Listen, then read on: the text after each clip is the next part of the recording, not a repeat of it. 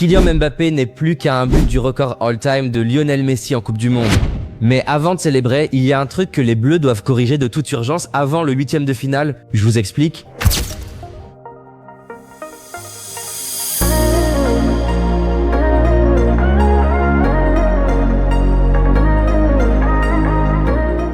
Salut à tous, c'est Emmanuel et aujourd'hui on parle de football parce que la Coupe du Monde 2026 bat son plein et l'équipe de France vient de valider sa place en 8e de finale. Score final, France 3, Suède 0. Sur le papier, une victoire tranquille. Mais moi, je ne suis pas là pour vous faire un simple résumé que vous avez déjà vu sur toutes les chaînes. Je suis là pour vous donner une vraie lecture du match, ce qui a fonctionné, ce qui doit inquiéter et surtout pourquoi il y a largement de quoi être optimiste pour la suite. C'est parti. Alors remettons le contexte. On est mardi 30 juin au MetLife Stadium à East Rutherford, tout près de New York. Il fait 32 degrés.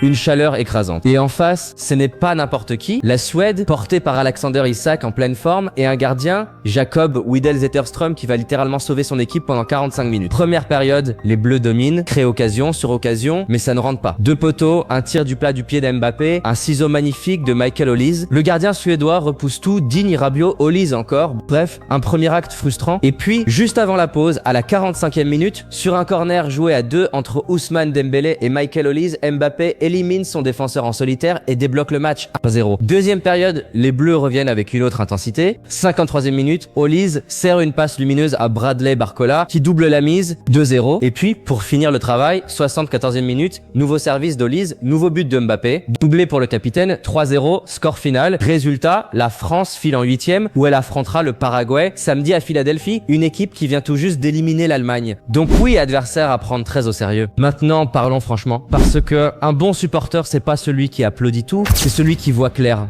Premier point, l'inefficacité en première période. Une avalanche d'occasions, deux poteaux, un gardien qui multiplie les arrêts. Contre la Suède, ce manque de réalisme n'a pas coûté cher. Mais face à des défenses plus solides, et croyez-moi, en 8e, en quart, ça va se corser, ce genre de gâchis peut se payer très cher. Un match à élimination directe se joue parfois sur un seul but manqué. Deuxième point, la dépendance à deux joueurs. Regardez bien les buts Mbappé et Barcola sur un service d'Olise. C'est-à-dire que sur les trois réalisations, Michael Olise est impliqué à 100%.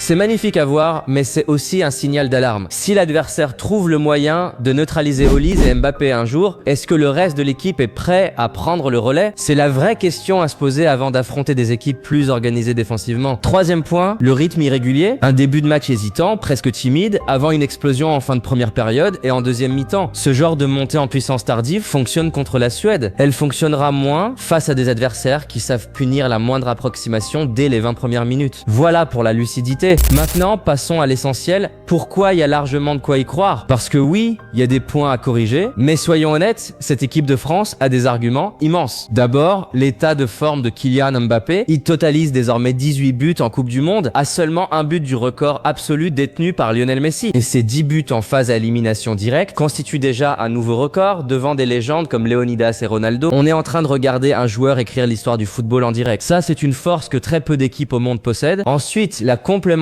offensive. Olise, double passeur décisif, en état de grâce totale. Barcola qui confirme. Dembélé impliqué dans les grosses actions. Cette équipe a plusieurs solutions offensives, pas une seule. Et puis, il y a un moment qui, pour moi, dépasse largement le football. Après le premier but, tous les joueurs se sont précipités vers Didier Deschamps pour une longue accolade. Pourquoi? C'est parce que le sélectionneur venait de perdre sa mère et qu'il avait dû quitter puis revenir sur le banc après ses obsèques. Mbappé lui-même a dit une phrase qui m'a marqué. Il y a des choses qui sont plus importantes qu'une Coupe du Monde. Ce genre de solidarité et cette humanité dans un groupe, ça compte autant que la qualité technique quand on veut aller loin dans un tournoi. Une équipe qui se serre les coudes dans les moments difficiles, c'est une équipe qui a les fondations pour tenir jusqu'au bout. Alors oui, il y a des ajustements à faire, mais entre un joueur historique, en pleine forme, un collectif qui marque à plusieurs, et un groupe soudé humainement, franchement, il y a largement de quoi rêver grand pour ce mondial 2026. Direction maintenant Philadelphie samedi pour un 8e de finale face au Paraguay, l'équipe qui vient d'éliminer l'Allemagne. Excusez du peu, c'est un adversaire qui a montré qu'il pouvait faire tomber des grosses cylindrées, donc aucune place pour le relâchement. Pour moi, le message à faire passer aux Bleus est simple, gardez cette solidarité qu'on a vue mardi, mais soyez plus tranchants dès le coup d'envoi. Pas besoin d'attendre à la 45e minute pour se réveiller face à une équipe qui a l'habitude de créer la surprise. Donc pour résumer, victoire nette 3-0, un Mbappé historique, un Olise injouable, mais aussi des largages d'occasion et une dépendance offensive à surveiller de près.